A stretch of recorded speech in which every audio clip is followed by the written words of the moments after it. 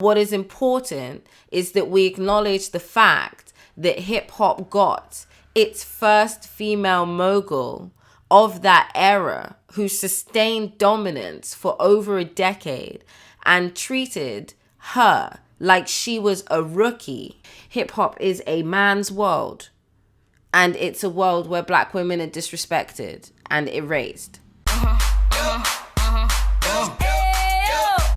What's up, you guys? Welcome back to No Ghostwriter. Follow no_ghostwriter on Instagram and Twitter for 24/7 rap and hip hop talk. And make sure that you leave a comment, like this video, and subscribe if you like what I'm talking about today. If you haven't already, make sure that you join the No Ghostwriter Patreon community. Every weekend, we're going to be reacting to new songs and lyrics, and check out everything that we have on there and join one of our tiers for more content. The fun absolutely does not stop with our regular uploads on this channel, but join us every week for a live lyric breakdown where I take your requests and break down your favorite songs. Today we are talking about a serious topic, something that I have discussed in various different videos on the channel, including in my Hate Train video, and why Nicki Minaj didn't sign the female rapper 360 contract. But we are talking about hip hop's Nicki Minaj problem. And we are not saying that Nicki Minaj is the problem in this video. In fact, we are talking about the Nicki Minaj problem hip hop has created because of the way that it has spoken about her, treated her, and also responded to the women and men who were influenced by her. Until now, it was relatively easy for people to dismiss the Barbz and fans of Nicki Minaj because everything has really been about the hate train for the past 3-4 years.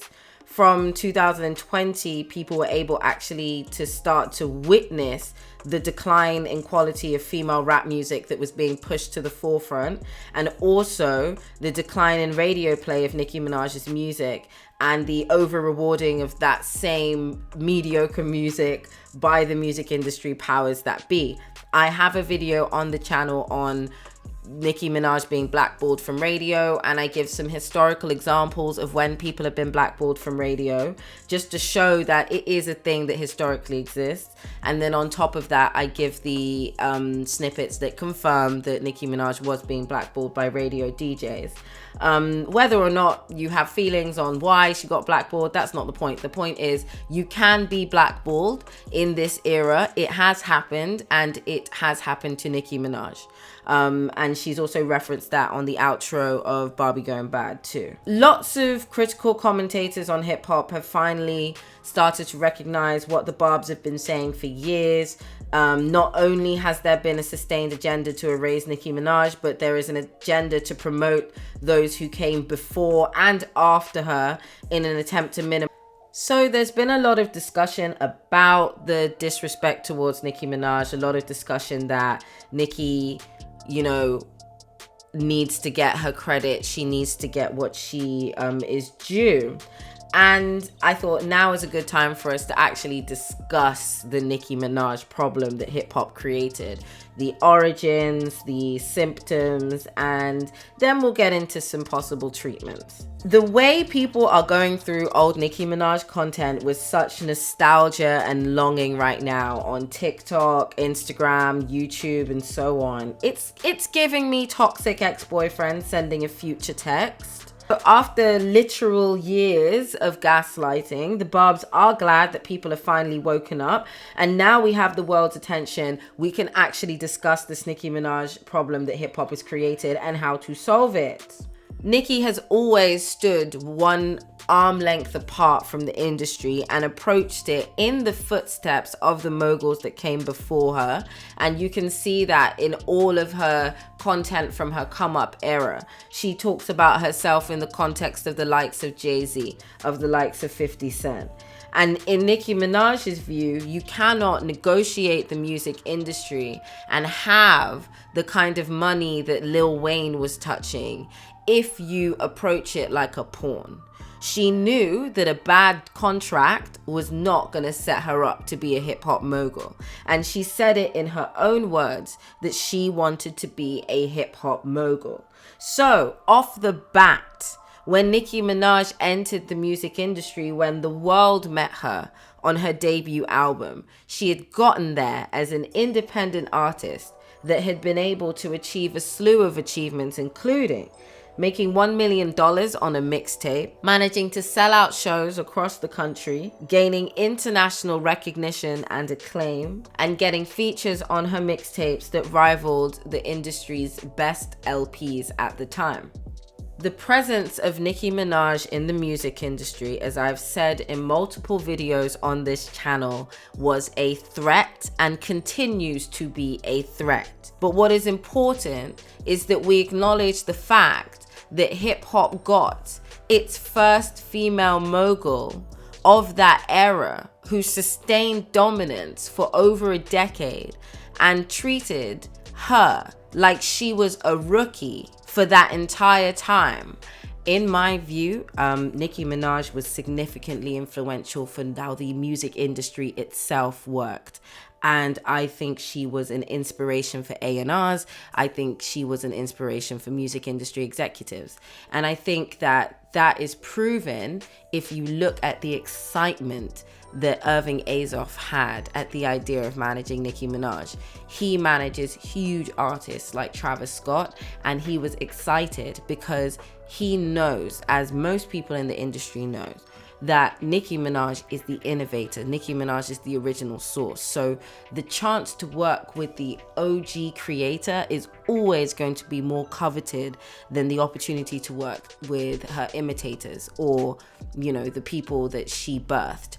And that's not a bad thing. That's not a bad thing at all. But I just want it to be understood that the people Nicki Minaj influenced are not only rappers and other artists, but they are actually music industry executives. And that is mainly because of the fact that Nicki Minaj has a brand that is ubiquitous and has proven to be worth in excess of $100 million. Now, isn't that some tea? So now I want to talk about whether this Nicki Minaj problem that hip hop has created by being so disrespectful, by being so ignorant, and by being so manipulative over perception, can it be resolved? Whilst I appreciate and admire people like Joe Budden and the guests on his podcast who do speak out, I nonetheless feel that it's important that people understand that they created the environment. And that is something that Nicki Minaj discussed on Queen Radio. That is something that she discussed when she went to speak to Funk Flex. This is something she discussed when she spoke to Joe Budden. This is something she has addressed in almost every public long-form interview I have seen her have. I want it to be acknowledged that Nicki has said over and over again, it is you, the gatekeepers, who have created this environment. You have done this. It was never me. The narrative that was created was that Nicki Minaj was the problem. But in fact, it wasn't her. It was hip hop's reception. It is fact that people like Joe Budden and Charlemagne told lies on purpose. It is fact that Nicki Minaj was physically assaulted.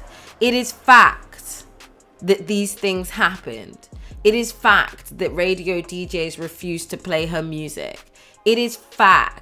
So it's not a case now where the people who created this environment, whether it is fans online who were writing viral Nicki hate tweets, or it was radio DJs who were blackballing her music, all of these people did things. They created this environment, and it's not good enough now for them to sit on their podcasts and say this isn't good, give Nicki Minaj her flowers. That's not good enough. There needs to be more than that. Ultimately, the root of this is Nicki Minaj is not only an obsession amongst the general population of rap listeners, she is also an obsession amongst the music industry itself. And that is because of how profitable she is. And a lot of people have not liked the fact that Nicki's profitability is also tied to her independence. Because if Nicki's profitable but independent, that means they're not making the money that she makes. Just think about that. When Nicki Minaj makes money, Nicki Minaj makes money. It's not when Nicki Minaj makes money, a whole bunch of other people and companies and entities and things make money. There is a cost to independence, and if you want me to discuss that in a later video, I'd be very happy to talk about the sort of challenges that Nicki's had being independent. But nonetheless, that is the point. Do you see? That is the point. In my view, that is the central reason behind hip-hop's Nicki Minaj problem. It's because there has been a desire to own and possess the market share that Nicki Minaj has. Because by being the alpha, by being the people's choice, and I mean the people's choice organically, in the days when you had to walk and stand in line to buy your CDs, she's been the people's pick. Hip-hop is a man's world, and it's a world where black women are disrespected and erased. So ultimately, until hip-hop has its own recognition of its own role, and that leads to a reckoning with itself as a culture, as an industry, as an economic structure that leads to an apology and reparations for the queen. So I think that the risk of hip-hop not having this reckoning with itself over its Nicki Minaj problem means that they will once again marginalize the independent female rapper, and then in doing that decimate the female rap genre again and leave it in the desolate landscape that it was in before Nicki revived it. And that landscape was the product of 360 contracts. It was a 360 contract economy, and that's what happened to female rap. I don't know why people think it's going to be different in 20 years later. So I hope you enjoyed this video. We covered a lot of content. We discussed this topic in quite a lot of depth, but I want you to leave your comments. Let me know. I love your comments. This is always the best comment section. Thank you so much for watching, you guys. Make sure that you follow @no_ghostwriter on Twitter and Instagram for 24/7 rap and hip hop talk. And make sure that you like this video, leave a comment, and just subscribe. All right, peace out, guys, and I'll see you in the next video. Bye.